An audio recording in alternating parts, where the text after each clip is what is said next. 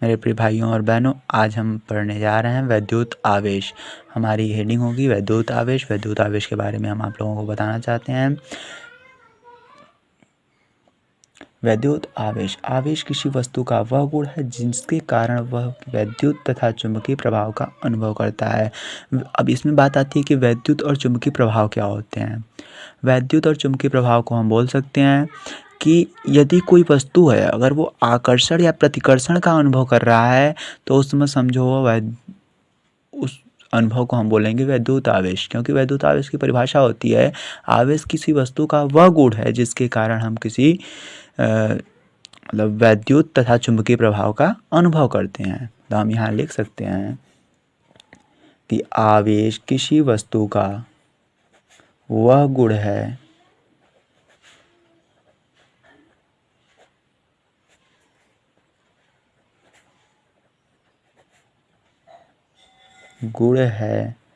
जिसके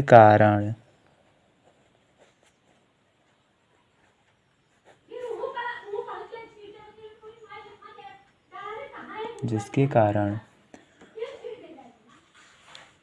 वह वैद्युत तथा चुंबकीय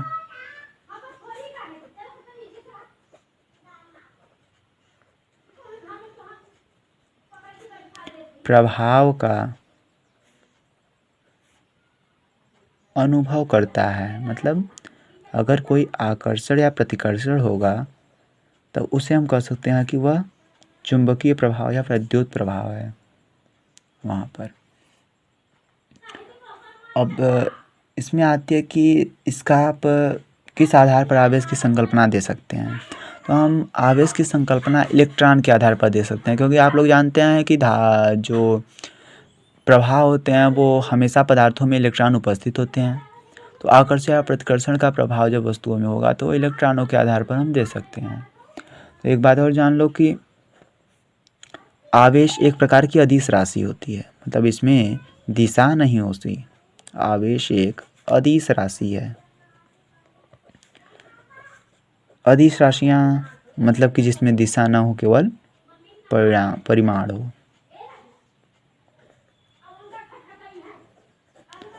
और अगला हम एक बात अब जानते हैं कि इसमें दिशा तो नहीं होती, इसमें केवल परिमाण होता है।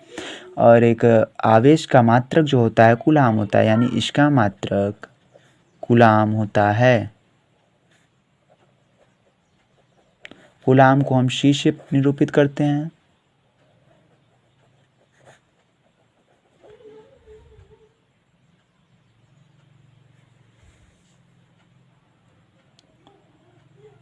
आवेश की संकल्पना या बोल सकते हैं आवेश के प्रकार। आवेश की संकल्पना या प्रकार मतलब आवेश को कितने संकल्पना के आधार पर हम बांट सकते हैं या उनके कितने प्रकार होते हैं। तो एक बात ध्यान दीजिएगा कि आवेश के दो ठो होंगे, धन आवेश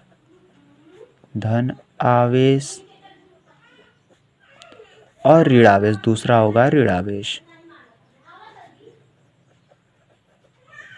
इन्हीं आधार पर हम उनके संकल्पना दे सकते हैं।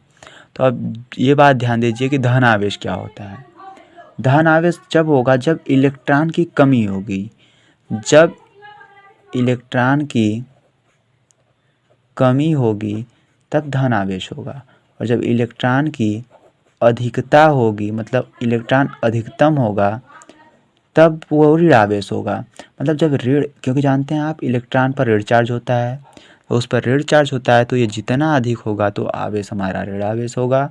और जब इलेक्ट्रॉन की कमी, मतलब इलेक्ट्रॉन पर ऋण आवेश जब कम हो जाएगा, जब इलेक्ट्रॉन कम होगा तो उस पर आवेश जो ऋण का लगा है वो चार्ज भी कम हो जाएगा, तो वो धन आवेश हो जाएगा। तो ये दो प्रकार के हमारे आवेश होते हैं, यानी धन आवेश और ऋण आवेश। और एक चीज़ ध्यान दीजिएगा, अगर सजातीय श्रेणी का आवेश है, सजातीय श्रेणी का आवेश एक दूसरे को प्रतिकर्षित करेंगे, एक दूसरे को प्रतिकर्षित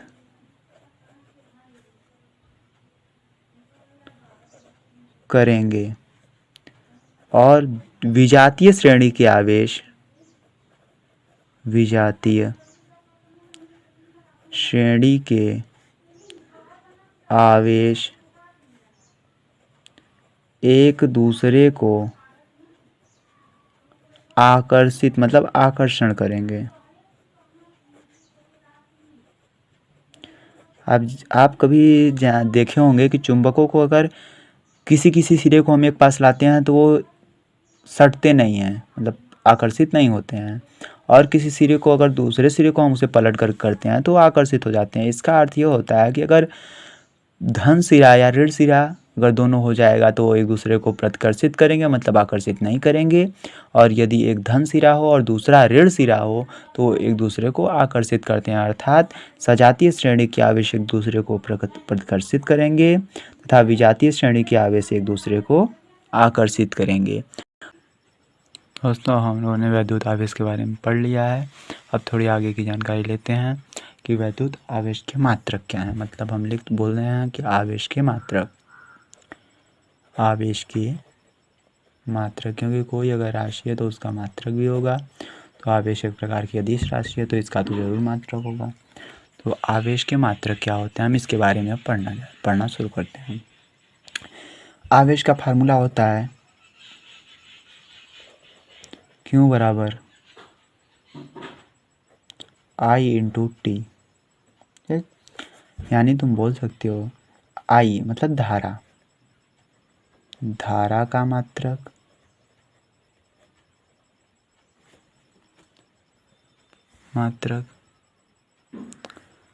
गुणे समय का मात्रक किसके बराबर होगा, आवेश के मात्रक के। आवेश का मात्रक, धारा का मात्रक एम्पियर और समय का मात्रक सेकंड, यानी एम्पियर सेकंड बोल सकते हो आवेश का मात्रक।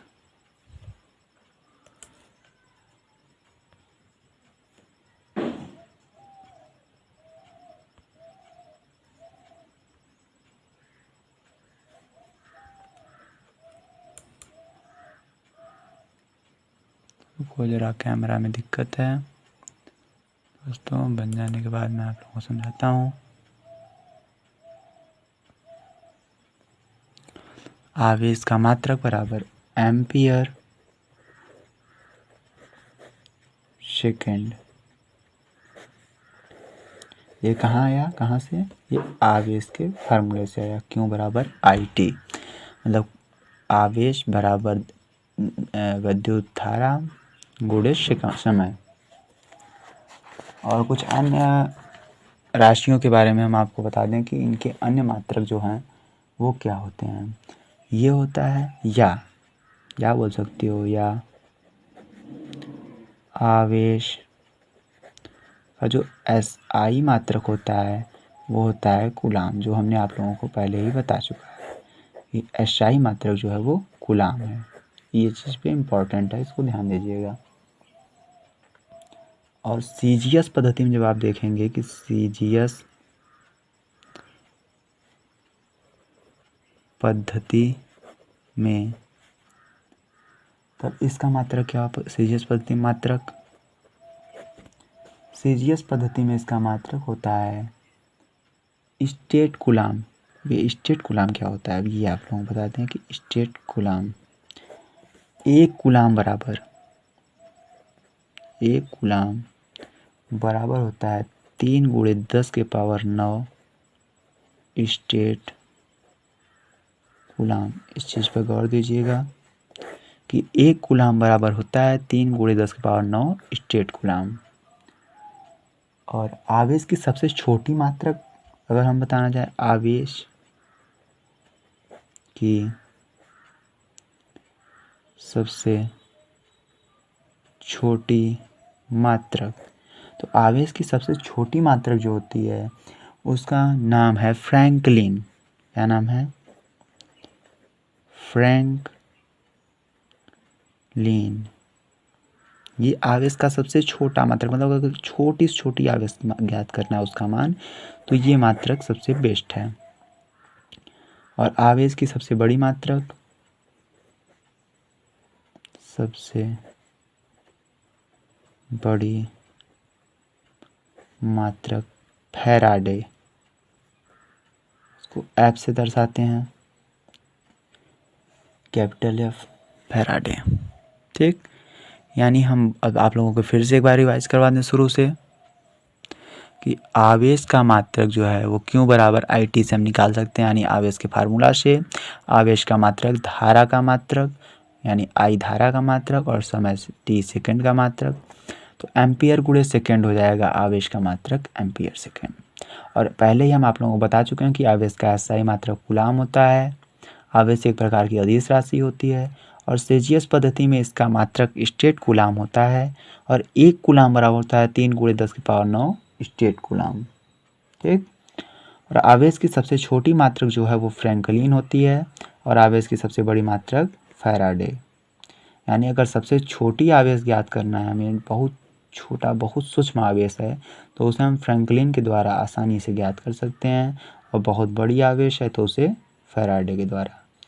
दोस्तों, आवेश के कुछ और भी मात्रक होते हैं, जैसे 1 माइक्रो कूलाम बराबर 10⁻⁻6 कूलाम होता है, और 1 नैनो कूलाम बराबर 10⁻⁹ कूलाम, और 1 पिको कूलाम बराबर होता है 10⁻12 कूलाम, और 1 मिली कूलाम बराबर होता है 10⁻9 कूलाम। दोस्तों, आप लोगों को हमें विश्वास है कि आप लोगों को मेरी बात समझ में आई होगी, इसलिए हमारा यूट्यूब चैनल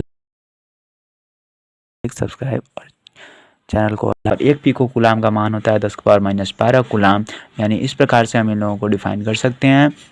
अगर हमें नैनो कूलाम में दे रहा है तो उसे लिख देंगे 10⁻9 कूलाम बदलने के लिए, और अगर 1 माइक्रो कूलाम दिया है या 2 माइक्रो कूलाम दिया तो 2 × 10⁻6 कूलाम। इस तरीके से हम उसका गुणा करके मल्टीप्लाई करके निकाल सकते हैं कूलाम में उसका मान। और दोस्तों, हमारी बात आप लोगों को अगर अच्छी लगी हो और वीडियो अच्छा लगा हो तो वीडियो को लाइक, कमेंट और चैनल को सब्सक्राइब करना ना भूलें। धन्यवाद।